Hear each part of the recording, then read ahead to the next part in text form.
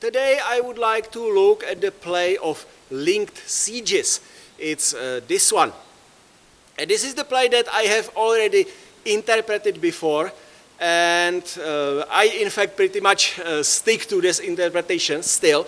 But in that time I didn't yet have the full groundwork done in my interpretation. So when I was interpreting this play, I did a lot of guessing, and there was a lot of guesses of what this might mean and what that might mean.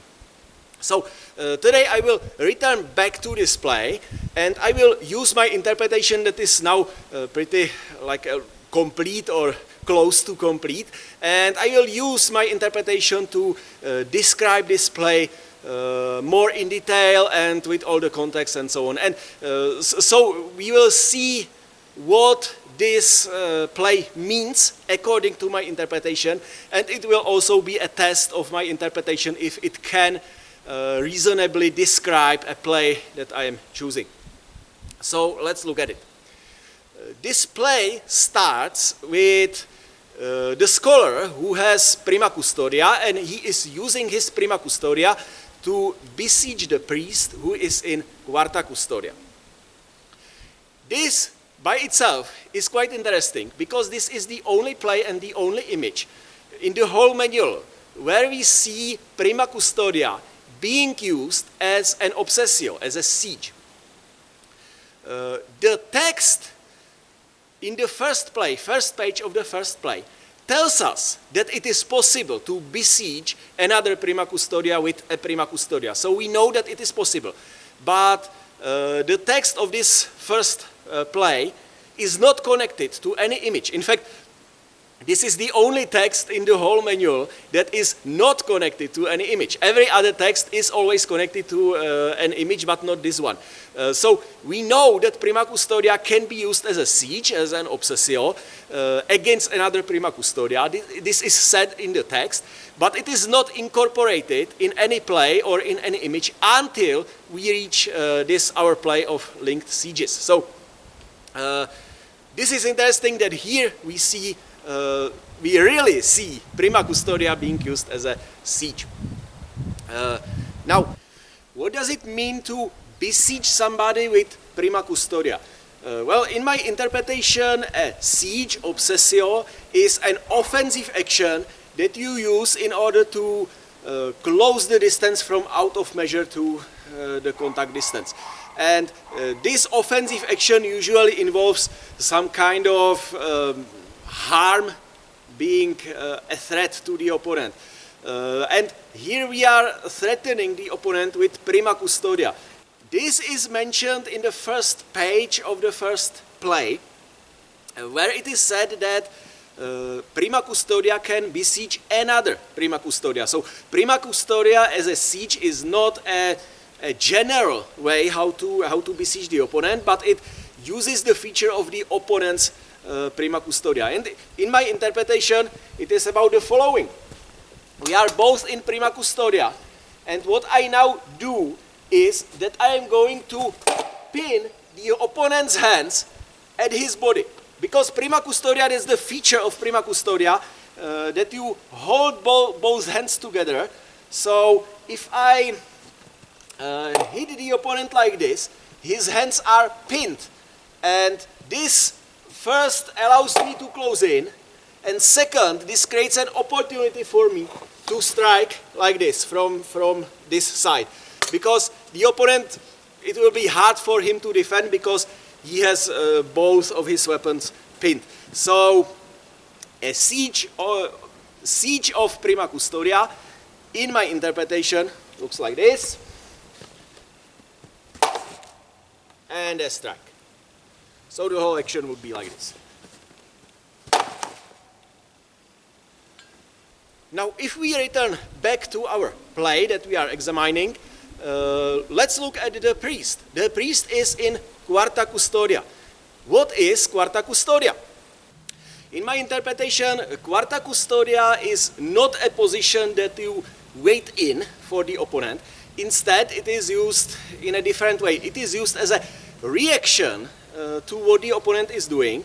and you are using it to save yourself by distance, to defend the attack by getting yourself just out of reach and with an opportunity to strike back. So a typical situation would be like this. We are standing in secunda custodia against each other, and the opponent is trying to attack my leg. Like this. So this is the action, and I am defending this action by shortening my stance. I could, it depends on how far we are. Maybe I will just shorten my stance. Maybe I will take a step back. But still, what I'm doing is pulling my hands back, pulling my body back, so that the opponent will not reach. And at the same time, I am raising my hand because I am getting ready to a strike. So again, the opponent is going for my leg, I am defending, I am ready here for the strike, so that when he swings through, I can return with a cut.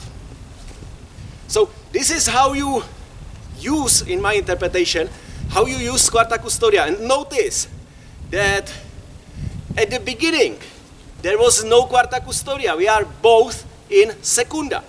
And if the opponent starts to attack, he is still attacking secunda custodia. But now I am reacting to pull back into Quarta, and now he is attacking, besieging Quarta. So the opponent, when he started, he was besieging secunda, but during the action, it became siege of a Quarta custodia. And this is exactly what we see in the manual. Whenever in manual is Quarta custodia besieged, it means that before it, there was no Quarta custodia, there was something else.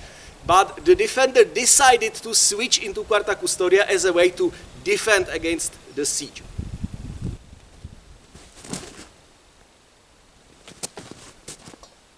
And now we know why our play shows Prima custodia besieging Quarta custodia, even though it shouldn't be possible according to what the first page of the first play tells us. Because in fact, in our play, in the beginning, we were both in Prima custodia. And the scholar, my opponent, decided to besiege me with his Prima custodia, like this.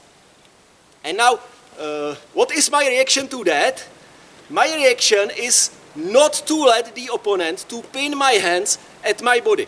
I am realizing that he is trying to pin the hands at my body so that I won't be able to react. So my reaction is to first create space.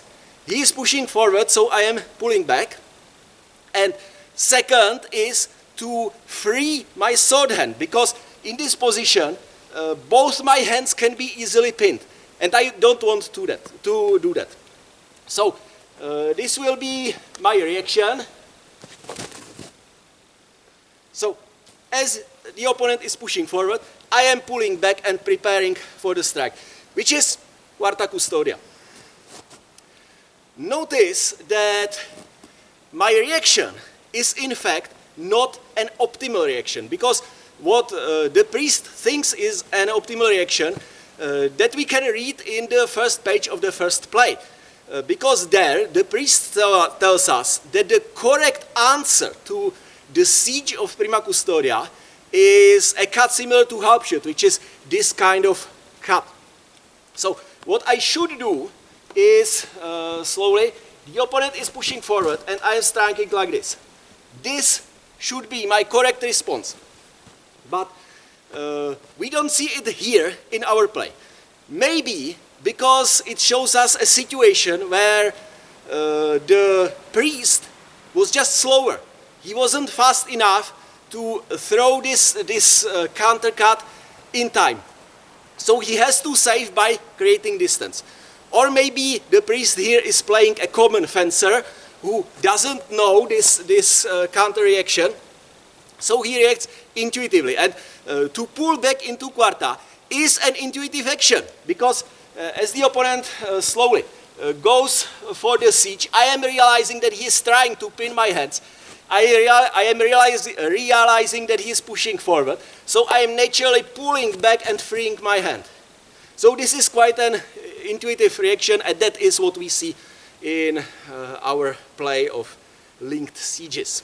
So this is what is shown in the first image. We both started in Prima Custodia. The scholar decided to use a siege of Prima Custodia against me to pin my hands at my body. I was escaping away, I was creating the distance and preparing for a strike, so I have moved back into Quarta. And that is exactly the situation that we see in the first image.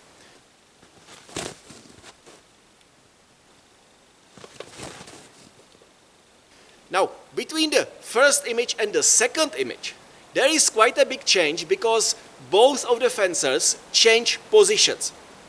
So, what did the priest do between these two images? He started in Quarta Custodia and he ended in Prima Custodia. Quarta Custodia is clearly prepared for a cut from above. So, it seems to be very obvious that what happened between the two images is that the priest has cut this kind of cut. Now, in other sword and buckler, maybe other sword and buckler systems, if you cut a downwards cut, you would naturally end in a position like this, with the sword low and at your left hip, because this is the natural ending position of the most simple downwards cut from the right shoulder. 133 doesn't have a position like this. Instead, it has Prima Custodia, which looks like this. How is it possible? Well, because I believe, in my interpretation, that 133 prefers push cuts, at least if you are cutting downward cut from the right side. It prefers push cut over a draw cut. What is a draw cut? That's the cut, if you are cutting so that the blade hits the opponent from above and continues down, that's a draw cut. And it naturally ends here. If you want to do a push cut, you are not cutting from above down, but you are cutting from back forward, like this.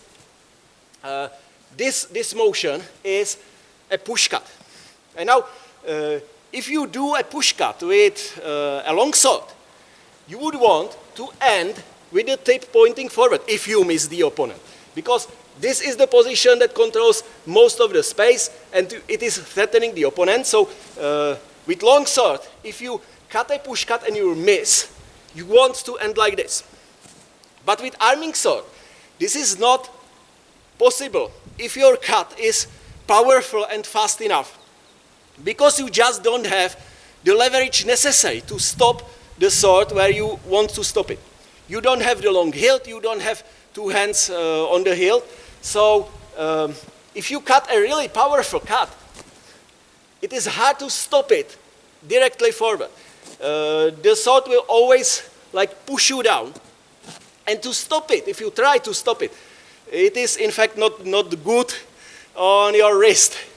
So what 133 does is that it doesn't teach you to stop the sword like this. Instead, it teaches you to let the sword turn down, like this. So you are not trying to break the sword, you are letting it flow back.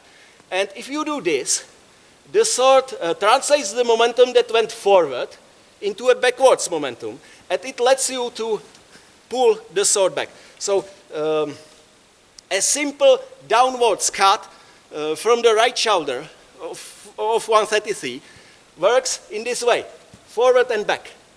And if you add the shield, then as you cut, you turn back. As you are returning your hand back, you are covering it with the shield. So what you do is something like this. And this is Prima Custodia. So in 133, Prima Custodia is a natural ending position of simple downwards cut from the right shoulder. If you return back to our play, then in the first image we see the priest in Quarta, and in the second image the priest in Prima. And it is pretty much obvious that what the priest did was a downwards cut into Prima.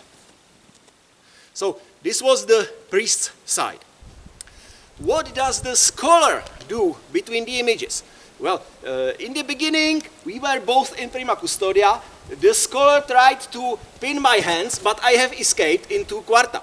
But the scholar was in fact prepared to pin my hands and then cut me with this type of cut. So he wanted to do the following action, like this. And I have escaped his attempt to pin my hands, but I am still open against the cut, so he can do it. So I am escaping, but the scholar can still cut me in this way. So this is what he is doing, because he can. But I have my sword already prepared, and I can use my cut to deflect the cut of the opponent. So what will happen is that the opponent besieges me, he tries to cut me, and I am deflecting by my cut. So the action goes like this, slowly. I am escaping, the opponent starts to cut, and I am using my cut to deflect it. And this naturally brings me into Prima Custodia and the opponent into Quinta Custodia. So I, as a priest, have ended in Prima Custodia, and my scholar ended in Quinta Custodia. And now, what will scholar do next? He ended out of measure. He tried at the beginning to close the distance with his Prima Custodia siege. But he failed because I was able to hold the distance. So after the whole action, the scholar is still out of measure. And if he wants to attack me, he wants to launch another siege, because sieges are the way how you are closing the distance. And from his Quinta Custodia, there are two, like the most prominent types of siege you can do. One of them is a thrust, and the other one is a cut from above. And the scholar will do the cut from above because he wants to go with the flow. His last action was this kind of cut that brought him into Quinta Custodia. And he naturally wants to continue with this type of cut. So the scholar wants to do this kind of cross cut. This is what he is doing. If he missed with the first half of the cut, he will continue with the cross cut. So I am in Prima, the opponent is in Quinta, and he continues with a cut to my head, like this. But this is what we already know from the first play, because now I am in Prima, and I am besieged by the cut from above of the opponent, which is a half shield cut. This is exactly the first play. So my reaction is, as the first play shows, it is falling under, like this. I am sniping the opponent's hands while getting myself out of danger. And here we are already in the first play, and there is nothing special now, because as I am reacting with my falling under, the opponent reacts with a rebind, shield slug, and strike. So the whole play will end as we are used to.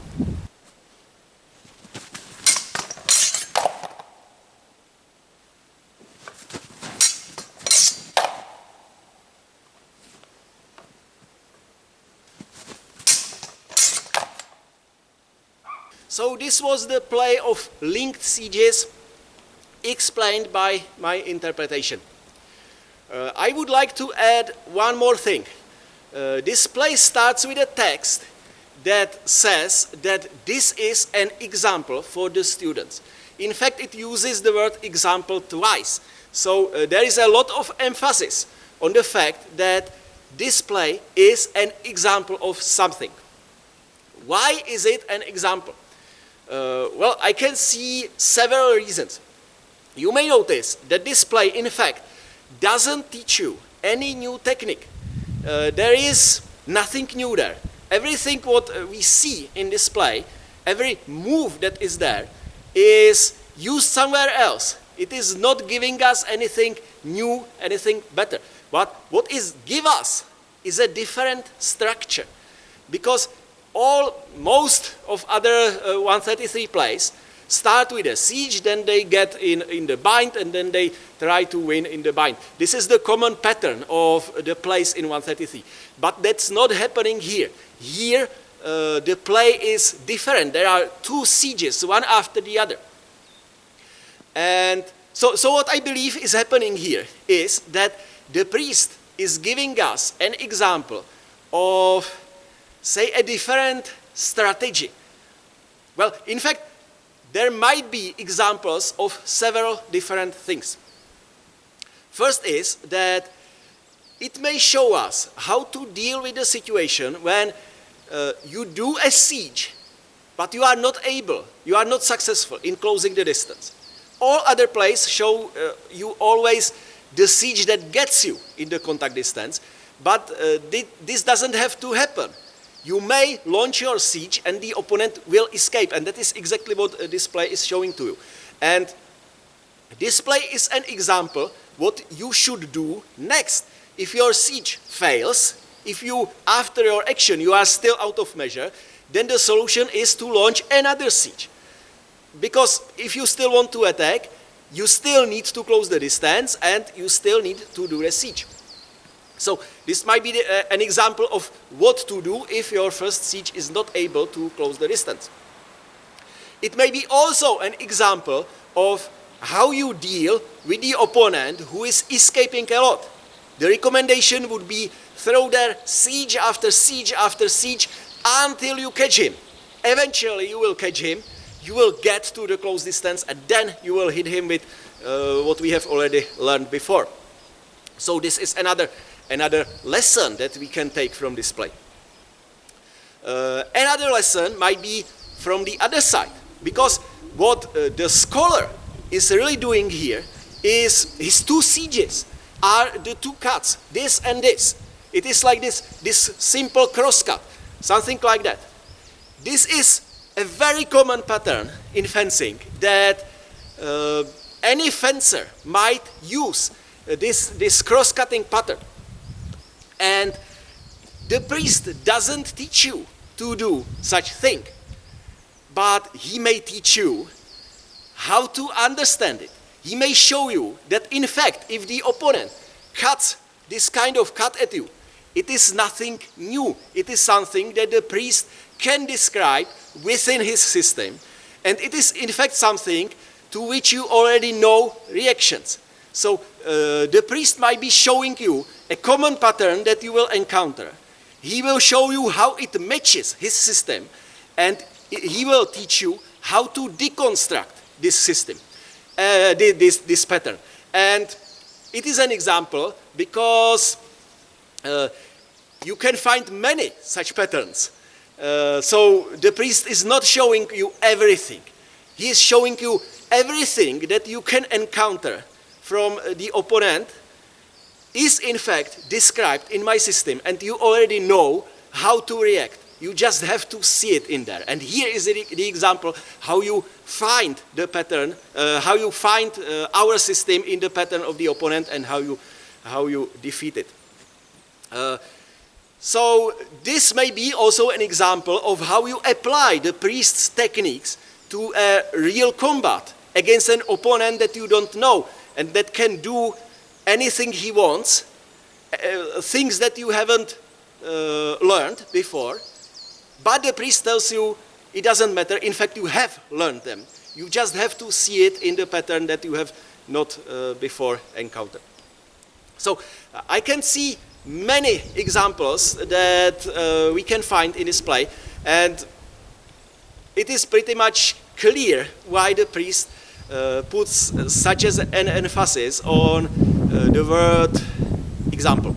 Because he is not teaching us anything new, but he is giving us an example on how to apply what we already know to a common situation. So that's it.